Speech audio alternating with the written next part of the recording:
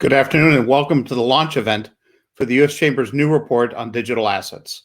I'm David Hirschman, Executive Vice President of the U.S. Chamber and President and CEO of the Chamber's Center for Competitive Capital Markets. The paper, developed with the input of a wide range of participants, is a call for expanded U.S. leadership on a critical issue. We urge both the government and the private sector to work together to fully seize the opportunities and address the challenges from these rapidly emerging and evolving technologies. Why? We share the view that digital assets have the potential to revolutionize how goods and services are offered and how value is transferred for generations to come. Perhaps as a starting point, however, it's important to clarify what we mean by digital assets, which is broader than cryptocurrencies or even blockchain technology. At the Chamber, we define digital assets as anything with ownership or use rights which are issued or transferred using digital technology infrastructure, such as blockchain. We started on this project over a year ago. We've been very deliberate in listening and learning from all the smart work that has already been done in this area, including the many contributions by two of today's speakers, Congressman Tom Emmer and SEC Commissioner Hester Peirce. The development of blockchain applications incorporating digital assets presents legislators and regulators with a host of questions as they seek to ensure the fair, orderly, and robust operations of the quickly evolving digital assets marketplace. Our paper seeks to address some of those questions. We propose a series of recommendations that aim to strike an extremely challenging balance, ensuring that regulatory regimes are adapted to foster innovation while protecting against the misconduct of bad actors.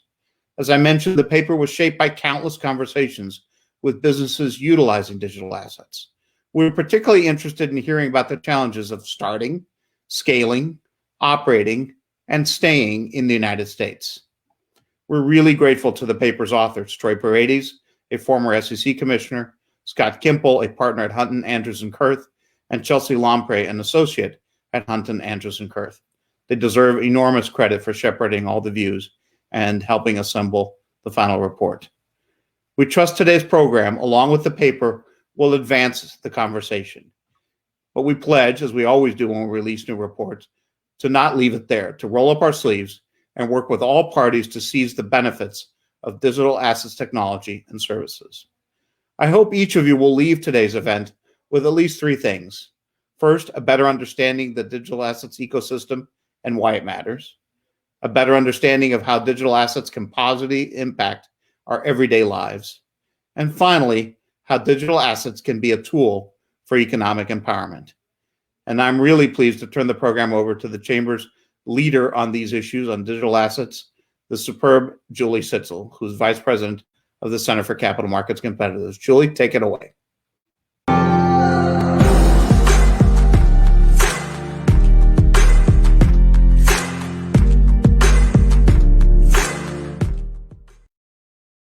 Good afternoon, everyone, and thanks for tuning in today. I'm Julie Stitzel, Vice President for the Center for Capital Markets Competitiveness at the U.S. Chamber of Commerce. And today I have the privilege of hosting a fireside chat with Congressman Emmer, who represents Minnesota's 6th Congressional District.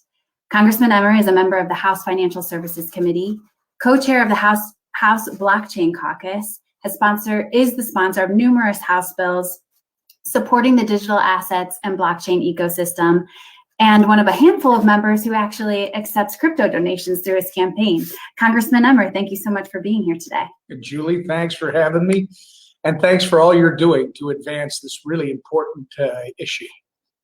Our pleasure. So as you know, today the Chamber released a report focused on policy recommendations designed to keep the U.S. competitive in the digital assets space, something I know you are very familiar with. Through your work in Congress, you have emphasized how important it is, not just for the U.S. to engage in this space, but also for us to lead. And when we look at the last year, 2020, it was certainly a year of growth, I'd say, for the digital asset space, both from the private sector perspective and in the public sector, thanks to your work. So what are some of the major developments that stood out to you that signaled growth for digital assets? Well, I think obviously the pandemic has encouraged, much like perhaps 2008, the crash of 2008, encouraged this industry to get moving, this technology. I think the pandemic has served, despite the challenges it's presented, to accelerate us even further. Crypto in the past year, in 2020, certainly, in my opinion, became more and more mainstream. What do I mean by that? Well, PayPal, for instance, now offers services using Bitcoin. Crypto custodian Anchorage secured conditional approval for a national trust charter from the OCC, making it the first national digital asset bank in the United States. And Wyoming approved Kraken's application to form the world's first special purpose depository institution called Kraken Bank, which is interesting because we should talk about that, Julie, where these names come from. I remember that from one of my kids' movies, and now it's the name of an NHL hockey team and a new SPDI, which is going to be interesting. It's going to effectively have a bank that can operate nationwide. In one point of the year, Bitcoin was at $5,000. It went above 24,000 by the end of the year, and I believe today, Julie, if people take a look, it's above, I want to say, 33,000. Lots of stuff has been happening. Brian Brooks, I want to give a special shout out to Brian Brooks at the OCC. He really did a good job, and I think his work has allowed cryptocurrencies to navigate the financial system as it exists and start to integrate with banks. And the banks were increasingly, under his leadership, encouraged to utilize the benefits of blockchain. And then, as we know, the Fed has really started to take a serious look at centrally banked digital currencies. And then I guess the last thing, and there's probably more of a list, Julie, but the last thing I can think of right now is the IRS actually realized crypto exists and guidance. Although I think you and I and those that are on this call would agree that there's a lot more clarity we need from the Internal Revenue Service. So all in all, I think it was a year that saw a lot of growth, like you say, in the area. I agree, and I echo your sentiments for acting comptroller at the time, Brian Brooks of the OCC. He certainly did a lot to push the conversation, as well as other regulators in his space. So that was 2020, and we want to harness that momentum. We saw also a couple of hearings on CBDCs you mentioned, as well as some rules coming out of regulatory agencies. When you think about this Congress, this year, do you have any predictions for activity in the House and the Senate, but also maybe what we might see with this new administration? We've got Gary Gensler as a potential nom to head the SEC. He clearly has a background in digital assets with his time at MIT. We've also recently seen the nomination of Michael Barr of the OCC, who also has a history in digital assets. So what are some of your predictions for 2021? Well, I mean, I like the way you teed it up. And by the way, by calling out Brian Brooks, neither you nor I intends to lift him above others in this space, Hester Peirce and Carlo, others who have really leaned in. And I think what we saw before we leave the last administration is we saw serious growth, not only last year in the industry, but we saw growth in government. We saw growth coming through the SEC, through the Treasury Department. Not growth that we always agreed with, but it was growth in terms of, like my last comment, leaving last year, that the IRS actually understands crypto exists and it's going to be here. That's a major step forward. So now as we go into this new administration, I think there are still some glimmers of hope for nonpartisan support of crypto. You mentioned Gary Gensler, a former banker who served in the Treasury Department and headed the CFTC. He made headlines in 2018 when he joined MIT to teach courses about blockchain technology and as an advisor at the Media Lab's Digital Currency Initiative. This is background, I think, that is so important right now to get into the bureaucracy itself, whether that's the SEC or similar experience in some of our other executive branch operations. If I'm not mistaken, Gensler also wrote an op-ed for CoinDesk, where he referred to cryptocurrencies and blockchain as an innovative irritant, which I kind of like, and then as a catalyst for change, which I totally agree with.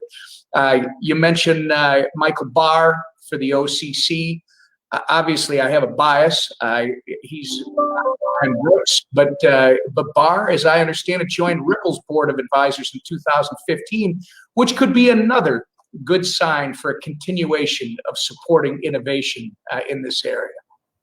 You know, one of the things that I love about working with you, Congressman, and your staff, and a handful of your colleagues too, is the fact that there's this relentless commitment on your behalf to serve as a bridge between the private sector and the public sector, and that's not always easy when you're working with an emerging technology. And when we were writing this paper, we spoke with countless firms who brought up, we spoke about barriers, you know, what are some of the challenges that you face when it comes to starting and scaling and staying in the United States. One of the things that constantly came up, though, was the request for us to prioritize education. And so you've got folks that are tuning in today from both the private and the public sector. And I'm wondering what your advice is for both the innovators in the space and the policymakers in this space, so that we can mitigate that knowledge gap and move forward, creating a regulatory regime that's advantageous for both the innovation and the call of the regulators and policymakers. Well, I mean, two big things. The education is what raises awareness, and it is what brings not only policymakers into the modern day, but it also brings the bureaucrats. And I use that term not with a negative connotation that's received in recent years, but just as a fact that you have people that are employed in these different branches, these executive departments of our government that just don't have a background in this stuff. So look, it's easy to attack innovations or claim they're only for criminals when you're talking about this space. You've got blowback from Libra that continues to reverberate on the Hill. It's critical that we take the time to educate members of Congress and their staffs to show them the benefits. And you know, before I go to the specific policy, for instance, you brought up at the beginning that our office accepts cryptocurrency as campaign donations. That was a specific strategy, because I look at other members who are going to ask themselves, hey, maybe I'm missing out on something. Maybe I should be doing the same thing in my campaign. It forces them to be selfishly self-centered, but at the same time, looking outward and perhaps exploring cryptocurrency, blockchain technology, the like, which maybe they might not have done. And then it's like offering these different bipartisan bills that we've introduced, and we're going to introduce again in this 117th Congress, which include the Blockchain Regulatory Certainty Act, which affirms that certain blockchain-related entities that never take control of consumer funds don't need to register as money transmitters. As you know, the report that you're going to issue talks about this as being a problem, this patchwork of money service business licenses across the nation. By the way, examples of these entities include miners that validate network integrity and multi-signature providers that provide enhanced asset security to users. We're also going to reintroduce the Securities Clarity Act, which provides regulatory clarity by amending the securities law to make it clear that a digital token is separate and distinct from a securities offering it may have been part of. And you know, the paper, again, that you're releasing, you go at length to talk about the challenges that the overlap, the conflict, and the uncertainty that's created from different regulatory bodies within our government trying to work with something that they don't understand. And by the way, that the Securities Acts in the 1930s and beyond did nothing to define because they didn't anticipate. And the last one would be the Safe Harbor for Taxpayers with Forked Assets Act, which would establish a safe harbor period that prohibits certain penalties until such time as the IRS provides guidance on how to file taxes on a forked cryptocurrency. Again, another topic covered in your paper from the standpoint that if people are acting in good faith, they didn't intend to get on the wrong side of whatever agency regulator there is. and perhaps there wasn't a guidance beforehand, they shouldn't be penalized for that. We want the innovation to occur. And then I guess at the risk of rambling on a little bit too long, beyond the policy, it's really important that we have people like the U.S. Chamber, your organization, the people that are members out there that are involved in this space, that they engage with our office and the blockchain caucus. Those that are going to listen to this fireside chat, make sure that your member of Congress is aware of what you're doing in that member's district, no matter who they are. Share the stories of how you're using these technologies to help underserved communities so that they're not only hearing about cryptocurrency in a negative fashion, but they're hearing about the wonderful positives that this could provide, not just in eliminating friction and transactions and creating a payment system that saves billions of dollars, but welcomes in the underserved and the unbanked into the financial world. It's just got all kinds of possibilities. Well, that's a great segue into my next question, because I think the technical conversations are important. The policy conversations are important for sure. But sometimes when you get so far into the weeds, you lose sight of a broader but a really critical question about digital assets, and that is, why does it matter? Why does it matter to the everyday person? And why does it matter to the people who are engaging in this space? And so I want to ask that question of you, Congressman. You know, as I said before, it's not easy when you're working in an emerging tech field to constantly explain and try to bring people with you, sometimes pull people with you and explain why this is a good thing to pay attention to in Congress. You've been working in this space now for years. What is motivating you to focus on digital assets? And, you know, why do you think that digital assets matter? Well, before I get into the more specific, let me give you the more general that you've heard from me before and others that have listened to me. I've been working on this since I came to Congress, and I've been working on it because I have a staff that is incredibly committed to looking forward, to looking to what the future provides, rather than having a government which, quite frankly, has been used by different actors in different marketplaces to leverage their bottom line. In other words, to protect the status quo. This is not the status quo. This is looking forward. This is where we're headed. The Financial Services Committee in the U.S. House of Representatives has, quite frankly, been leading Congress's investigation into digital assets and blockchain technology. However, the benefits, as you point out, Julie, go far beyond the, quote, money aspect of digital assets and cryptocurrencies. The real value is in the idea of an open public network that's not simply limited to currency, securities, or commodities. Bitcoin was the first implementation of a network open to the public, reinforced by its own participants, and capable of letting two participants interact with no middleman. Imagine a world where we can actually have trade value for value without having a middleman that takes some percentage of that deal. That's what I was talking about earlier, eliminating the friction of a payment system and efficiency of settlements that could save billions of dollars and, quite frankly, introduce a whole bunch of new people that currently are underserved and underbanked. And like I said, it goes beyond money. That's the revolutionary aspect of this technology, the idea that we can develop an open network in which we, the individual, controls our own data. We, the individual, again, can freely interact with each other without having to trust gatekeepers or some centralized control mechanism. That idea could be one of the most major breakthroughs of our lifetime, and imagine what it'll do for the future. Well, you could definitely sense the passion coming from you in that answer, Congressman, and I think we could talk about this all day, but I just want to thank you for being here today, but also for being such a fierce advocate for digital assets, but also innovation in the United States. We look forward to working with you and your colleagues as after we release this paper, but also throughout this year and beyond. So thank you again for being here today and for being such an advocate. Thank you, Julie, and thanks for everybody who's watching this. The future looks bright. And now we'll turn it over to our next session.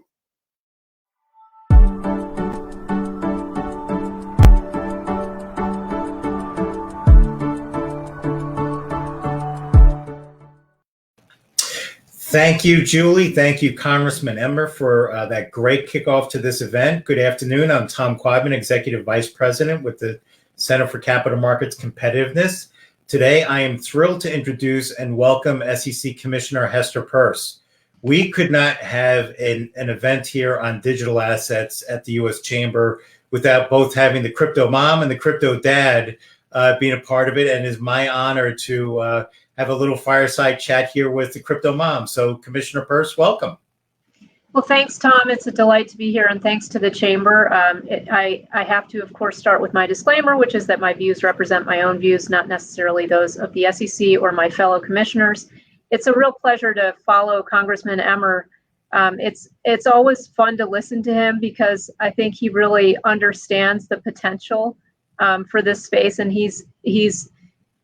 I think he paints a really nice picture of the possibilities for crypto and decentralized technologies. So I'm really honored to have the chance to follow his presentation. And he is certainly an enthusiastic advocate. And, Commissioner, we do want to delve into your opinions on this and thoughts on this, because you've also been such a leader here.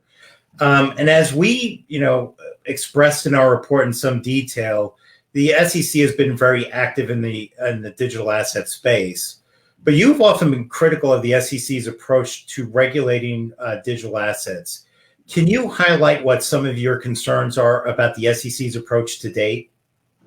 Sure, and I just want to commend the report to people's reading, because I think it does a nice job of laying out the broad range of issues that this new technology raises from a legal and regulatory perspective. Gives us some good food for thought there. But, I have been critical, and I think as a regulator, at an agency, it's my job to try to push the agency to move forward. And that's not to say that I'm critical of all of the efforts of the agency. I think there's been a lot of good work over the last couple years. There are a lot of great people at the agency working on crypto and other innovative financial technologies. And so it's important to recognize that. However, I think that the most common refrain I hear is just provide us clarity. We're happy to follow the rules, but we need to know what the rules are. And that's a bit in tension with some of the historical way that we've approached securities regulation, which is we have purposely quite broad securities rules. We have principles-based rules, and that's intended to accommodate change. But what it has meant in this area is that people have been trying to figure out where are the lines, and have not been very successful at getting direct statements from the agency about where the lines might be, and instead have been forced to sort of sort through enforcement actions and figure out from there where the lines are. And so I think from when we initially started this a couple years ago, this was before I joined the commission, but there was an enforcement action that we took that was a 21A report, which is essentially to say, hey, here's an issue that we see and people ought to pay attention to this. That was the Dow report. And so that put people on notice that we had an interest in this area, and that enforcement actions were potentially were a potential. But what we've done since then is we've brought a series of enforcement actions. Of course, when there's fraud in this space, we're going to bring an enforcement action. But we've brought a series of enforcement actions relating to the registration violations. And I think that's an area where we really need to provide more clarity. Another concern that we get is that there are financial institutions that want to engage in this space, so broker-dealers and investment advisors. And they've been coming to us and saying, hey, we would like some clarity about how the rules apply when we're dealing with digital assets. And that's been an extremely slow process. And so that's a concern that I have as well. We need to really provide some clarity there. We've taken baby steps, but they're just baby steps so far. I was thinking during, Congressman Emmer's conversation with Julie, 20 years ago when I was on the Hill, I was part of an effort where, to try and bring stock prices from fractions to decimals, right? And change is always hard. and you talked about some of the slowness in the approach here. Do you think that the approach so far has been harmful to innovation? Well, I do. I think we have to be very careful. The United States is the place where everyone wants to come to innovate, and that's wonderful. I mean, we've got such a rich tradition of innovation, and I think a lot of that stems from the fact that we draw the best people from every corner of the world with our education system, and then with the freedom that we have, with the opportunity that we have. People want to come here. They want to build their businesses here. They want to build their families here, and that's wonderful. And that's enabled us to be this rich country that we are, that brings all of these people together, bound together by this love of freedom and this love of building prosperity for everyone. But the problem is that we can get a little comfortable in that, right? Because we are such a place that so many people want to come. It's easy for us to have rules that are inflexible, and people still say, well, we're going to wait because we really want to build this in the United States. But at some point, people are going to say, you know what, I'm not going to build it in the United States, and I'm not even going to let US people participate because it's too risky. And so I do think that by taking that approach, by being too slow and too inflexible, we have pushed some innovation outside the US that would otherwise have happened here. I don't think it's too late. I think we can provide clarity now, but I don't think we should wait. I think we should take seriously the calls for clarity. Absolutely. And President Biden has announced his intention to nominate former CFTC Chairman Gary Gensler to be the next chair of the SEC. And we've heard a little bit about his work on financial technology at MIT. What would you expect from the SEC's new leadership in the crypto space? Well, I think it's a really nice moment to have a fresh look, and that's something that a new administration and a new chairman will necessarily bring. Chairman Clayton did a fantastic job at the SEC, but I think that if Gensler is confirmed, he's been named by President Biden. If he is confirmed, he brings a really nice background of understanding this space, having immersed himself in this space over the past several years. But he also has a real understanding of how regulation works. And so I think that combination could lead to an embrace of regulatory clarity. I've proposed a safe harbor, which would allow people some time to figure out whether or not something, to build a network before the securities laws apply to it. So that's something that I hope that Chairman Gensler, whether it's my proposed safe harbor or something like it, that he'll embrace something like that offers regulatory clarity. He gets the securities industry, so he knows the importance of building clear rules for custody. He understands the importance of allowing financial institutions to step into this space and providing them the regulatory groundwork that they need to do that. So I'm optimistic that we'll be able to have some great conversations about this.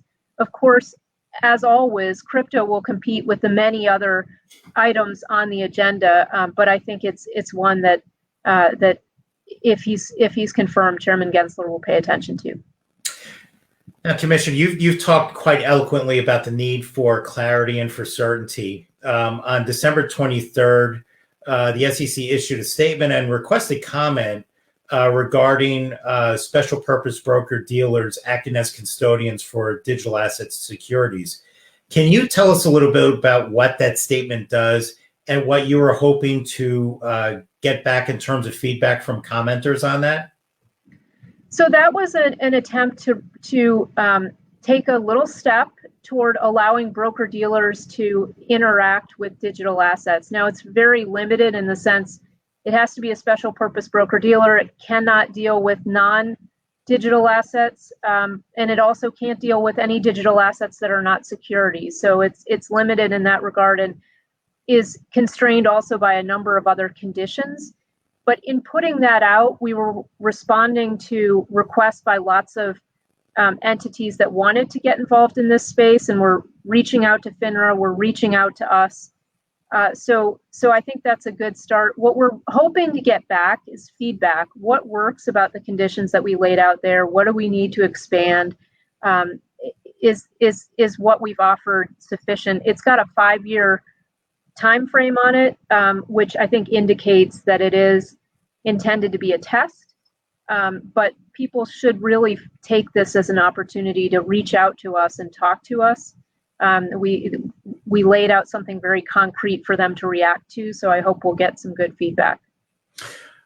Commissioner, last year you had proposed a safe harbor from the 3-year safe harbor from the registration requirements for U.S. securities laws, actually to give an opportunity for projects to develop and innovate.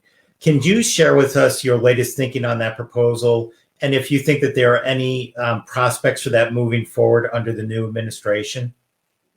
Yeah, so that was an attempt to answer the question of, once you've started your project, you've got a group of people together, they've gotten venture capital financing, and they're ready to launch a network. And then they think, whoa, I just read the Telegram case, or I just read the Kik case, and I'm not even sure I can launch my network without running into the buzzsaw of the securities laws. This is intended to answer that and to say, no, you can actually launch. You've got 3 years for kind of run room within which you can build up your project, you can get the tokens out into people's hands, you can get them into use. People can be exchanging those tokens.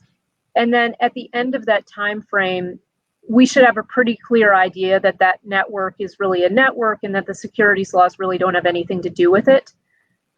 So that was kind of the goal. I am working on a version 2.0 to incorporate some of the feedback that I got. My preference would be for that version 2.0 to actually be an initiative of the whole commission. And so that is something that I will talk with the new chairman when he arrives. I'll talk to him about that. I think that other commissioners, including Acting Chair Lee, have an interest in this space. And so I'm hoping that we'll have some good conversations in the upcoming months. In the last few months, the SEC has issued statements regarding the crypto-friendly actions taken both by the OCC and the Wyoming Division of Banking. Would you characterize those statements as being helpful or harmful to the crypto industry? And with that, can you also talk a little bit how the SEC interacts with other agencies regarding crypto issues? I think that's a great question. So, one of the nice things about the United States is that we do have a financial regulatory system that has lots of different regulators. That can be quite frustrating for people who are trying to interact with the regulatory system, but can also be good, because if we have parts of the system that push other parts of the system to be a bit more forward-thinking, that can be quite healthy. And I think that's what we're seeing in the digital asset space. We're seeing states like Wyoming, which have really gotten out there, created a regulatory framework specifically for digital assets. And then we saw Brian Brooks, Congressman Emmer mentioned him as well. Brian Brooks, who was the head of the OCC, really took it as an opportunity to give banks the permission to get involved in this space, looking down the road and seeing the potential importance to the space. Now, often there is a need for multiple regulators to weigh in on something, and I think that's what your question was referring to, that Wyoming can say something, OCC can say something, but we might also have something to say on the same subject. And we did come out with statements in response to things that the OCC did and things that Wyoming did that were a little bit like, okay, we're putting the brakes on here from the SEC's point of view. And I think we could have been a bit more open-minded about how we responded. But at the same time, just putting a positive cast on it, what we're trying to do is we're encouraging people to come talk to us. We're encouraging people to tell us, to answer some questions that we have, and to tell us their view of what is happening in the industry and where guidance is necessary. So people should really take that invitation. They should come in, they should talk to us.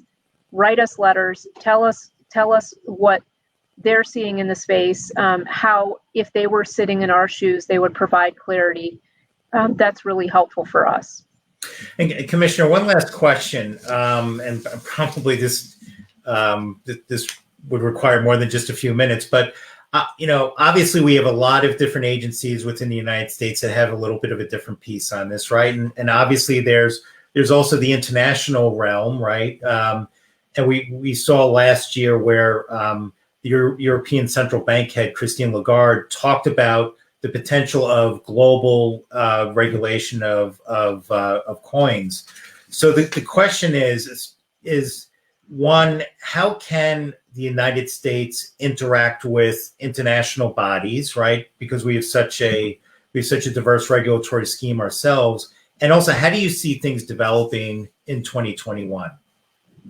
Well, we certainly do have active engagement with our international fellow regulators, and that's done through participation by the SEC, but also participation by the Fed and by the banking regulators in these international conversations. The Treasury is quite important in these conversations.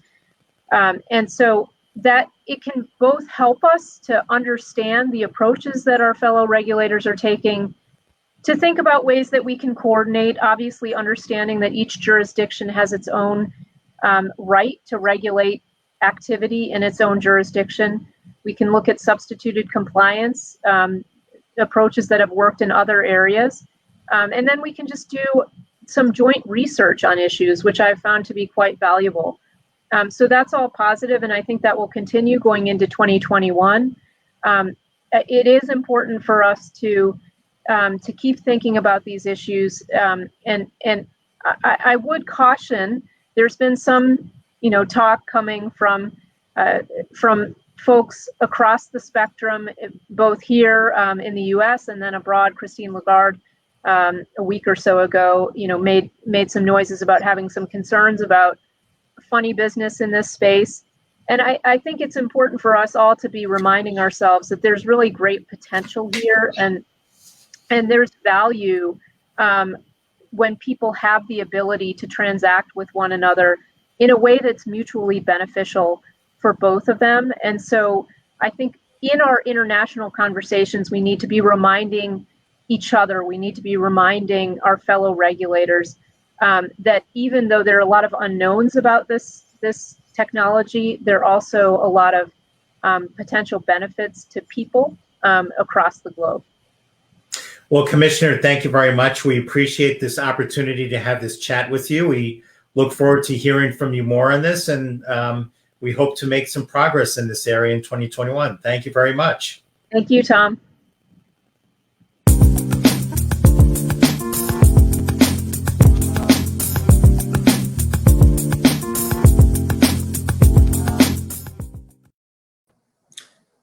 Good afternoon. I'm Kai Sheffield. I'm the head of crypto at Visa, and I'm excited to be joined by Clev Messidor, who's the founder of the National Policy Network of Women of Color in Blockchain, for discussion on digital assets and economic empowerment. Welcome, Clev. Thank you. It's great to be here. So let's jump right in. You've been working in the crypto ecosystem for years now. How does crypto connect to Black economic empowerment? Wow. Obviously, when you think about financial inclusion, right? I worked on Capitol Hill. I worked in the Obama administration. It's an issue we've been trying to fix. We know globally about 1.7 billion people lack access to the traditional financial system, whether they're unbanked or underbanked. And in the US, that number is about 55 million. And we have to fix that, right? Because that is actually the floor. That's the baseline. Financial inclusion means that our financial system has failed people. But we need to go beyond inclusion. We need to go to economic empowerment. Communities that have been historically disadvantaged don't only need to be included, they need empowerment so that they can succeed, that they can thrive and crypto offers an opportunity to participate in a system that is really, really about the individual controlling their finances. So, for the Black community, crypto has been tremendous. There are Black innovators that have been in crypto since 2008. The ecosystem is large, and there's so many ways that, Black innovators, people of color, are leveraging crypto, and everything from e-commerce businesses having a new revenue streams, being able to start accepting cryptocurrency, or even entrepreneurs being able to solve problems that they have in their existing business, and blockchain or cryptocurrency may offer a solution that helps their business to grow. And certainly so many ways, like when you look at the Black community and you think about diaspora communities, people who have family back on the continent of Africa or in the Caribbean or even Latin America, remittances is a big thing in terms of the taxes. I myself am Haitian American. The money you send back home is being taxed. So economic empowerment means we go beyond financial inclusion, but also it means that, we create an environment where everybody has the opportunity to thrive. Yeah, and it's fascinating to think about kind of crypto is powerful because it simultaneously it exists as this, it's a technology, it's an industry, and it's an asset class. And so can you talk a bit about like, each of these dimensions, kind of where there are opportunities for crypto to be, just a part of the conversation? Yes.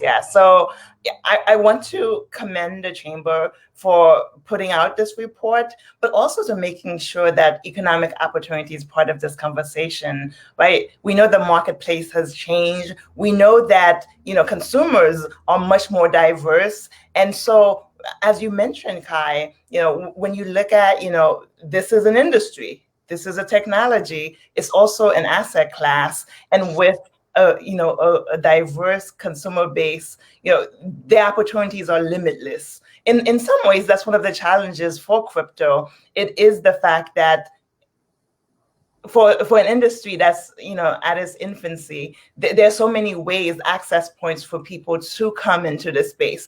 But the good thing for Black communities, economic empowerment communities, is the fact that you don't have to be a technologist or an engineer or a developer to participate in this space. You could be an entrepreneur. Is being leveraged to solve so many problems. So whether your problem is the need for the technology or a new asset class, or you want to be part of an innovative industry, there's tremendous opportunity. And I think reports like the one that the Chamber has announced today are very valuable, because we do need to start, expanding this conversation and making sure that specific groups, can understand how this pertains to them. The Chamber, I believe their membership is over 90% of them are small businesses. And we know micro enterprises comprise the ecosystem within crypto. People who, employ less than 10, less than 5. These are the entrepreneurs of the future.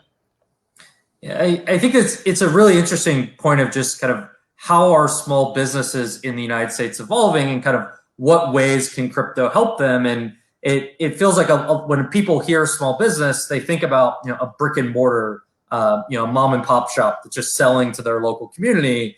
And then now we're seeing kind of e-commerce and having a global market. And then we're seeing kind of individual creator economies. And so talk about kind of from a small business lens, what ways does crypto enable small businesses?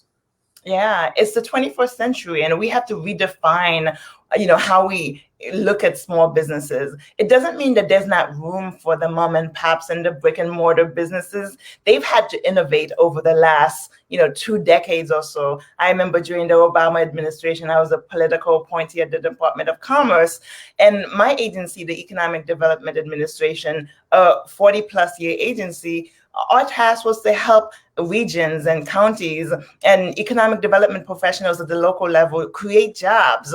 So as we look at the 21st century, this fourth industrial revolution, as this emerging crypto economy, we have to redefine small businesses. And again, when you see startups and entrepreneurs, certainly in the technology space, but definitely in the crypto economy, they are micro enterprises. They are individuals who are building products and services to solve problems, and we need the regulations to catch up, but we also need the resources to catch up. That means innovating the Small Business Administration so that the SBA has more tools to actually support non-traditional businesses. A lot of them may actually be at the proof of concept, phase, and they don't fall into these traditional buckets. But I think that's the beauty of this decade. I lead the National Policy Network of Women of Color. Women of color are such a big part of the crypto ecosystem, but also the ecosystem.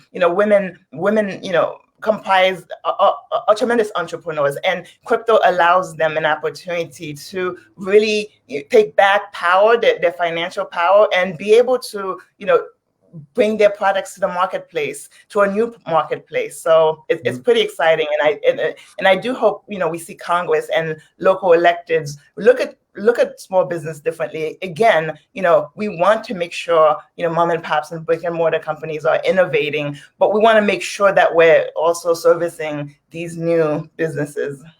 In one area that really resonated with me is this idea that kind of crypto as a general purpose technology can help lower the barrier to entry for building financial services. So it can make it easier for people within underrepresented communities to be able to build financial services to serve them. And I think kind of broadening this definition of, how do you provide financial services and who are going to build those services, crypto can be a way to facilitate that. Yes. It's an excellent point. We saw during COVID where, the PPP loan program, it had its issues, but one of the successes of the PPP loan program is the fact that the federal government recognized that that independent contractors, the gig economy, has actually forced, us to have to make sure we're providing resources to these new cadres of micro enterprises. So you saw the SBA, make sure that fintech, online financial companies had actually the authority to actually lend PPP loans. So one of the successes of the PPP program during COVID was the fact that it actually brought a lot of fintech companies into the fold, and they were the resource for, again, independent contractors. And so we need to go further. That was an important step. And when you look at crypto, even when you look at, the fact that fintech, online fintech banks couldn't participate before, the SBA did not, recognize them, or it was very difficult for them to actually get authority to lend. So we were able to accelerate that because of COVID. So as we expand that, cryptocurrency has to be part of the conversation, right? We can no longer, money is more inclusive, access to capital is more inclusive when all options are on the table for entrepreneurs, for small businesses, for micro enterprises, and certainly for people of color and Black entrepreneurs who are really, really looking to solve problems, create businesses, and empower their communities. Absolutely, and I think I'd love to hear your thoughts on kind of this transition from the gig economy to the creator economy, and kind of one area that I've tried to explain is like crypto started as really a new type of money, a new type of asset. Then it became a new form factor for fiat currency. Now we have stable coins at CBDC. Now we're seeing crypto become a new form factor for digital media, for art. So talk about kind of what you're seeing with how crypto technologies are used by creators that are actually monetizing online. Yeah, it's interesting. I first learned about Bitcoin during the Obama administration, where a friend asked me to help him for a project. And quite frankly, Bitcoin didn't excite me that much, but it was great to learn about it. But it wasn't until around 2015, 2016, when the conversation went beyond Bitcoin, went beyond the currency, to talk about the applications of the technology. And that's when you started talking about, greater protections for intellectual property rights, creatives in terms of another avenue for collecting royalties. Oh, so when you look at, as you said, you mentioned the digital media, whether it be, artists or writers, any creative, crypto offers this tremendous opportunity. Obviously, even, crypto art is one of the projects, is a project I love by a tremendous Latina woman. It's called Data, and they're leveraging Ethereum to actually move their project along. But when you look at some of the protocols for crypto and what it offers in terms of those who actually need to protect intellectual property, but those also who actually need, don't want a middleman. They actually can take their art, their creative, directly to the marketplace, create that marketplace, create that ecosystem. It's been incredible to see how crypto has impacted art, music, publishing, literature. So it's definitely one of those areas where we want to see much more growth. And I know NFTs are a passion of yours. And when we hear like when people hear digital assets, they think about, Bitcoin, they think about stable coins, they think about securities, but just this idea that when you have a technology, many more things can become an asset that never have been before. And so lines can blur between consumption and investing. Purchasing a piece of art can be an experience that also becomes an asset that you can hold over time. So it's fascinating to see how this develops. But I wanted to also kind of get your perspective on what barriers do you see for broader participation from underserved communities in crypto, and how can crypto, the industry, and policymakers help address that? Yeah. So, I thought it was great that we started this, forum by, a definition of what digital assets mean to, the chamber. And within the report, I think our relationship with money impacts how we look at, digital assets and how we define them. The conversation with Congressman Emmer, that actually talked about the importance of education. I think one of the biggest barriers is just that, right? We, as a member of the crypto ecosystem, we haven't done enough to educate not just, elected officials, but also consumers. So, and I would say part of that education, part of that training is financial literacy. I'm working on a project with Tavonia Evans from Guapcoin to actually create a cold storage product. It would be a product where people would actually first complete a course about cold storage and then get their first wallet. It's so exciting right now. The price of Bitcoin has gone up so high, more than we anticipated in such a short period of time, especially when you look at it in March, it was about 4,500. So that's exciting. And a lot of people want to get into this space. And for people of color, people who have a different relationship with money, where money is their livelihood, we don't want them to lose their savings. Not only will that turn them off from crypto, but it defeats the purpose, right? We want crypto to empower. So the education gap is very, very critical. And I would say, we have a digital divide that actually makes it very difficult for the digital assets to actually bridge the gap to financial inclusion. But I think the education piece, regardless, is most critical, because I'm Haitian American, and my family is from this rural and part of Haiti called Lazille, up in the mountains. And I remember a few years ago I was visiting, and there was a man on a donkey, trying to go up the mountain, and he was on a cell phone. So I asked him, who was he talking to? It was a relative in Germany. So there he is in a rural part. So the digital divide, people will find ways to address it. But the education barrier, if we don't simplify the language of crypto, if we don't do reports like the one that the chamber is announcing today, and start having conversations with the different constituencies and networks that we belong to, it's going to be very hard to actually move towards mainstream adoption. Absolutely. Well, we really appreciate you being here and having this really important discussion, and hope to continue the conversation. But wanted to pass it back to Julie.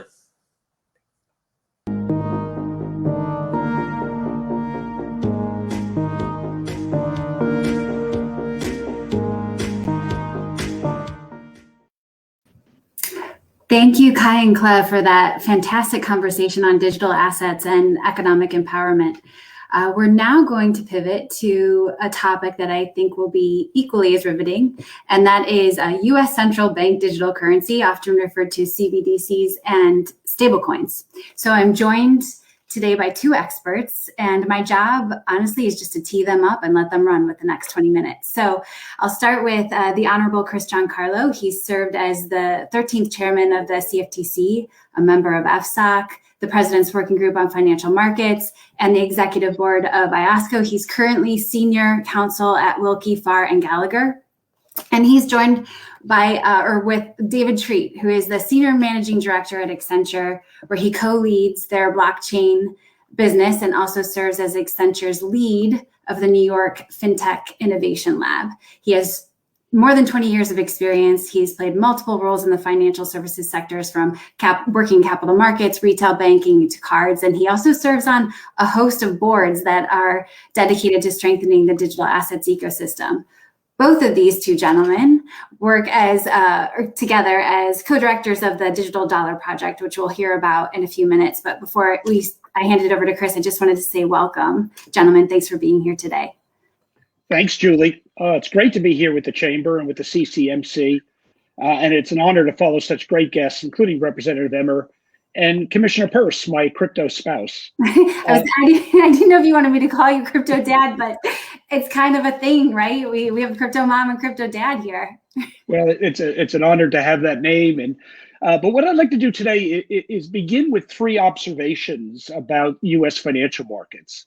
And the first of those observations, and I don't think this will come as a surprise to many of our listeners, is that much of America's physical infrastructure is old. Our bridges and our tunnels, our airports, and our mass transit systems that were built in the last century have been allowed to age and deteriorate and become obsolete in the current century. And that's so readily apparent whenever one travels to the rapidly modernizing Asia Pacific region. Well, the point is, the same is true for way too much of our financial infrastructure in the United States, and indeed much of the developed Western economies and financial infrastructure. I mean, systems for payment and settlement, shareholder and proxy voting, investor access and disclosure, and indeed financial system regulatory oversight itself, that were once state-of-the-art and global models in the 20th century, have fallen behind the times, just like our physical infrastructure. And in some cases, it's embarrassing to the degree to which they have fallen behind the times in the 21st century. This aging financial system infrastructure puts the developed economies at a competitive economic disadvantage to economies like China that are building new financial infrastructure from the ground up using new 21st century digital technologies. For example, it typically takes days in the US to settle and clear retail bank transfers, while in many other countries, it takes minutes, if not seconds. And it takes days to settle securities transactions and weeks to obtain land title insurance. And nothing reveals the limits of these existing financial infrastructures more starkly than the US government's initial response to the COVID-19 pandemic, in which tens of millions of Americans had to wait a month or more to receive relief payments by paper check, while over 1 million payments were made to people who were dead. So let me turn now to a second observation, and that is that these aged financial and regulatory systems are struggling to adapt to the coming wave of digitization, what some people call the digitization of things of value. It's a transformation that is breathtaking in its impact. Now, the first internet era is considered the Internet of Information. Wikipedia is an example of that first wave, a massive decentralized online reference authority composed collaboratively by volunteers who share knowledge and write peer-reviewed entries without pay. That first internet wave is now being superseded by the next wave, the Internet of Things, in which everything from appliance to assembly lines and just about everything we wear, use, buy, and drive is being connected to the internet. That wave's upon us now. And that wave is being closely followed by the next wave, the Internet of Value. And in this wave, things of value like energy, ag, and mineral commodities, contracts and stock certificates and land records and property titles, and cultural assets, as we just heard, like music and art, and personal assets like votes in an election, even private identities, can be stored, managed, transacted, and moved around in a secure, private way from person to person without third-party intermediaries. And this next wave of the internet also has the potential to shift the medium of trust from large centrally managed institutions to person-to-person digital handshakes powered by cryptography and tokenization and shared ledgers and networks of personal computers and smartphones. And nowhere will this internet of value have a more dramatic impact than in the area of money. It seems that every several generations, society re-asks the question, what is money after all? Well, this new wave of the internet is causing society to ask that question anew. The birth of Bitcoin in the wake of the 2008 financial crisis was the first iteration of the internet of value in the form of a digital asset. And since then, the private sector has launched thousands of budding non-sovereign cryptocurrencies of lesser or greater promise. And the pace of private sector exploration of money is just astounding in how quickly it is moving forward. Due to the launch of Bitcoin futures during my administration of the CFTC, Bitcoin and other crypto assets are evolving into a bona fide investment-grade asset class, attracting increasing institutional investment, and has brought increasing maturity and long-term vision to the sector. Well, let me now turn to my third observation, and that is, if we act now, that's a big if, I believe we can harness this internet wave for innovation for greater financial inclusion, capital and operational efficiency, and economic growth for generations to come. But, and that's a big but, if we do not act, this coming wave of the internet will lay bare the shortcomings of our aged analog financial infrastructure. And that's why I believe we must act. So David Treat, who'll speak in a minute, and I launched the Digital Dollar Project last year, a year ago this time, at the World Economic Forum in Davos, Switzerland. The Digital Dollar Project is a think tank devoted to the public discussion of the merits of a tokenized form of the United States central bank digital currency, known as CBDC, or what we termed a digital dollar. The project is a partnership between Accenture, the global consultancy firm, and the Digital Dollar Foundation, a non-for-profit institution. The project is not a commercial venture. We've got no business model to promote. Our mission is entirely one of serving the public interest. The foundation is self-funded, and Accenture provides its services on a pro bono basis. The project's mission is to convene private sector thought leaders and encourage research and public discussion on the advantages and the challenges of a digital dollar. The project looks to help formulate a framework for a series of real-world pilot programs to explore the issues and complexities of a US CBDC. The Digital Dollar Project has assembled an extraordinarily experienced advisory board in order to bring many perspectives and personal disciplines to bear, including Kai Sheffield, who just spoke to us. The board includes economists and business leaders and technologists and innovators and lawyers and academics and consumer advocates and human rights experts. The project is strictly nonpartisan. It actively engaged on both sides of the aisle with the US Congress and senior administration officials and policy bodies in the US and abroad. Now, before I hand to my colleague, David Treat, let me just take a minute to explain what we mean by the phrase digital dollar. Honestly, we chose that title because it's catchy. However, it's not entirely accurate. The dollar is already digital in the form of electronic bank accounts. But what we are talking about is tokenized fiat money, not accounts-based money. What's the difference? Well, the physical paper dollars in circulation today are tokens. They are tokens that are legal tender, meaning the US commercial entities are required to accept them as a form of payment. And they enjoy the full faith and credit of the United States government, meaning the government guarantees their acceptance by banking institution and conversion into accounts-based money. In comparison, the dollars that we spend by use of credit and debit cards and money drawn with a check are accounts-based money. Most money used in the global economy is accounts-based. they're obligations of the financial institutions that support them. A major technological distinction between token-based and account-based money is the process of verification. With token-based money, verification is primarily performed by the recipient confirming that the token is authentic and not counterfeit.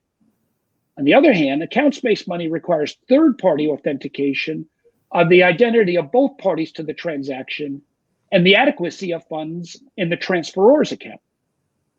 I often explain the difference by pointing out that when one uses Zelle and Venmo, you're still using accounts-based money. The transaction is a series of electronic messages instructing movement by third parties of accounts-based money. With all other cashless payments, whether by credit card, a wire, a check, or digital app, including Venmo, the deal isn't fully settled, meaning it could still be reversed until the banks have recorded, reconciled, and settled their respective debits and credits. When you swipe your phone against a reader for an Apple Pay transaction, it's another series of electronic messages. You're not actually transferring value. Some commercial enterprise somewhere is doing that upon receipt of those messages. And here's the issue: collecting a fee to do so. With a digital dollar, we're talking about actually tapping your mobile device and really moving real money from you to somebody else immediately, just like cash, without any messages or intermediaries, and quite plausibly without any fees, and quite immediately without any loss of time.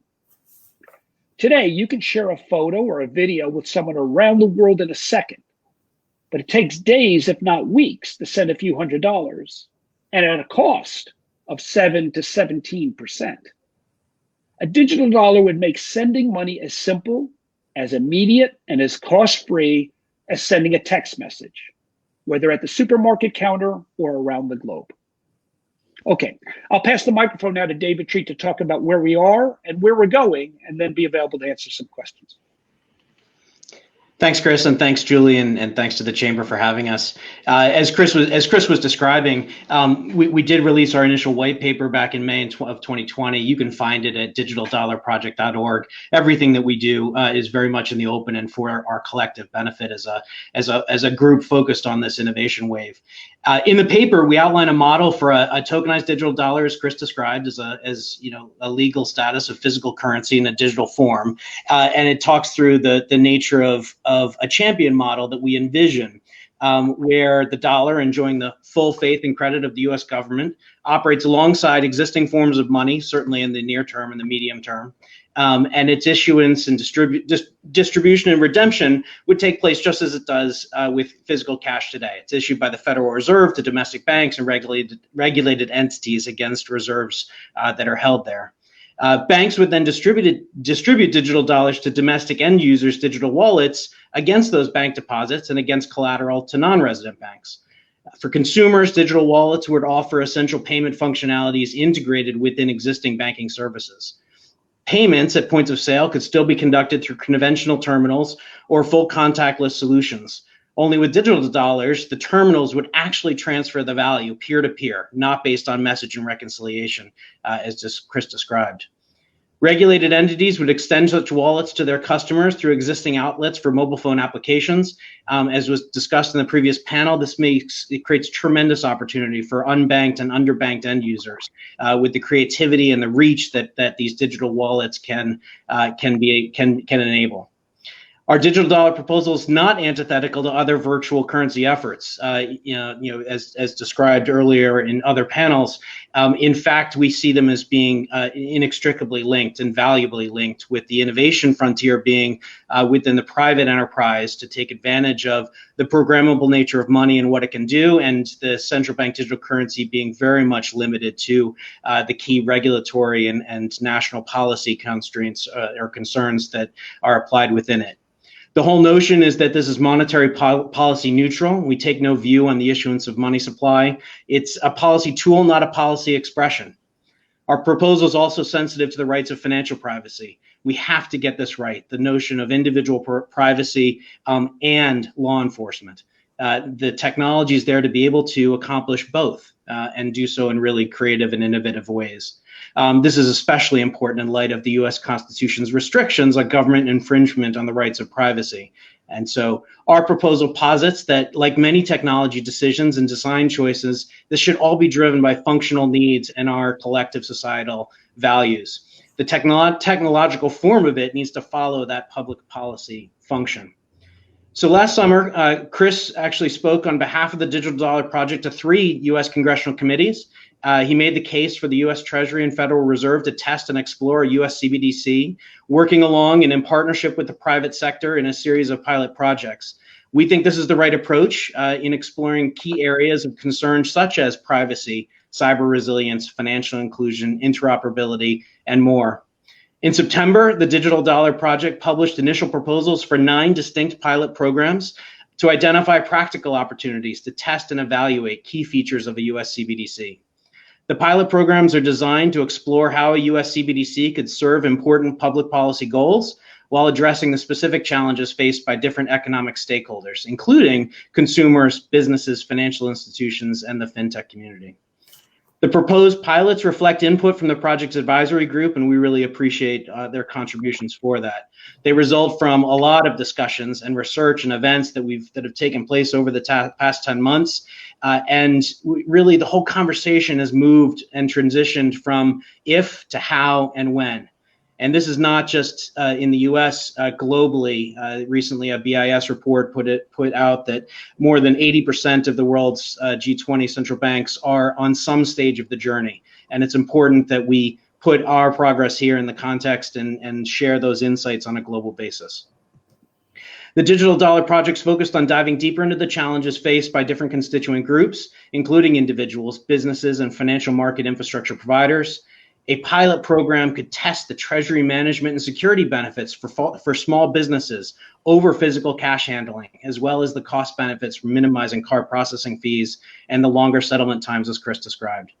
A pilot program could work with retailers and card networks to explore whether a CBDC could potentially be more cost-effective, efficient, convenient, secure, inclusive than account-based alternatives. Another area of examination would be the possibility of developing low-cost digital wallets as on-ramps to bank-like products for and underbanked populations. With the rapid progress of CBDC development and exploration by the People's Bank of China, the European Central Bank, Banque de France, Bank for International Settlements, Sweden's Riksbank, the project is focused on initiating experiments and collecting US-centric empirical evidence appropriate to the uniqueness of the American landscape and the importance of the dollar as the world reserve currency. We're seeking feedback, engagement, and interest on all of these pilot proposals. It should be expected that as the pilots are further developed and initiated, a broad set of requirements will be gathered to address the challenges of specific constituents. We welcome everyone to examine the proposed pilot programs, contribute to them, give us feedback. You can find them on our website at Digital Dollar Project. We appreciate and please stay tuned for further announcements about the pilots. Just in honor of time, I'm just going to jump ahead a little bit in my thoughts here. The development of the US CBDC, along with smartphone wallet services, may only be a starting point for financial service providers to offer new and beneficial services for populations that have been historically underserved. And I think it's incredibly important. We're very honored to have Georgetown Law professor Chris Brummer as a member of our advisory board. He recently wrote that the potential advantages of a tokenized dollar for financial inclusion are impossible to ignore. The supporting rails for a digital dollar could be opened up to other kinds of applications that could contribute holistically to a transformation of the very model of financial inclusion, including services like government-sanctioned digital IDs, alternative credit scoring tools, and savings programs, even robo-advising and financial education services for low-income people. We believe that the opportunities at hand, not just to imagine such an ecosystem, but actually build it into a digital dollar with services for low-income and underbanked communities as a priority for the start. In drawing to a close, we believe that the ultimate reason to explore this is to modernize the dollar itself, not because others are doing it, but because modernization of our economic infrastructure is a good all by itself. We should modernize the US dollar for the same reason we must modernize all economic and commercial infrastructure. Keep pace and benefit from advanced new architectures of technology innovation, It's about less friction, less cost, more inclusion, better policy tools, and building a new digital monetary architecture that works with, and certainly for a period of time, our old analog foundation. A well-architected, durable, and universal CBDC is in America's national interest, and I believe the interest of the world economy. It's time to get started. And as Chris mentioned in the beginning of his remarks, in the face of our ailing, tired, and seemingly obsolescence of our current financial infrastructure, with the new administration and Congress poised to look at that infrastructure investments later this year, let me suggest to our elected leaders to look beyond airports, roads, bridges, and to invest also in modernized digital financial infrastructure that enables us to launch digital dollar pilots. The time has come to explore the opportunities and challenges of a digital dollar in a thoughtful partnership between the public and private sectors in the best tradition of American innovation. The time has come to explore a digital dollar. And so with that, let me conclude there. I don't think we left very much time for questions and answers, but always happy to engage with anyone offline. You know what? We didn't leave a lot of time, but I'm still going to ask one. So, Chris, you did a great job of teeing up the sense of urgency and talking about, what's happening in other countries, but also what's the cost of doing nothing in the space when you're talking about modernizing our financial systems. David, you did a good job of laying out the program for the Digital Dollar Project, but also sort of your process of if, how, and when. Now, there are a lot of questions that happen in between the how and the when. And there are a lot of players in this space, both in the legacy systems, but also, newer entrants. So can you talk a little bit more with the pilot in the short amount of time we have with the pilot programs, how you are working with folks, traditional folks within the financial systems, bringing in new entrants, how you're using the evidence from those pilots to move forward with evidence-based, solutions when we're talking about a digital dollar? So, Julie, maybe I'll lead off. Unfortunately, pilots have not yet begun in the United States. They're happening all over the world. They're happening in China in a big way. In Europe, the EU just announced, or the BIS, the Bank for International Settlements, just announced its innovation lab in Switzerland. Unfortunately, there's not one in the US. There is some work going on at MIT with the Federal Reserve Bank of Boston, but it's a pretty closed module. It's not really open for widespread participation by the private sector. That's part of what's driving the Digital Dollar Project. We put forward ideas for 9 pilot programs in September and have been taking feedback on it. And we are now in conversations with a number of major educational institutions about kicking off these pilot programs here in the United States. We are, unfortunately, just like a lot of our physical infrastructure, we're somewhat neglecting the need to modernize our financial infrastructure, and compared to the rest of the world that are moving forward with pilots toward this type of digital monetization of money, we've really got to get started. We're hoping that 2021 is the year, and as David said, stay tuned for further announcements from the project about the launch, taking these pilot program ideas that we've announced, working with our advisory group, turning them into real life activity here in the US, which is so needed if we're going to be successful in modernizing the dollar for a digital 21st century. I might just add super quickly, and I know we're out of time, but just to pay homage to the phenomenal things going on in the private sector right now, almost as placeholders for when and if when a CBDC is available, a US dollar version of it. So I mean, just great work at the DTCC with Project Whitney and ION. Some phenomenal work in the credit card industry, et cetera. Look at when we think about these pilot programs.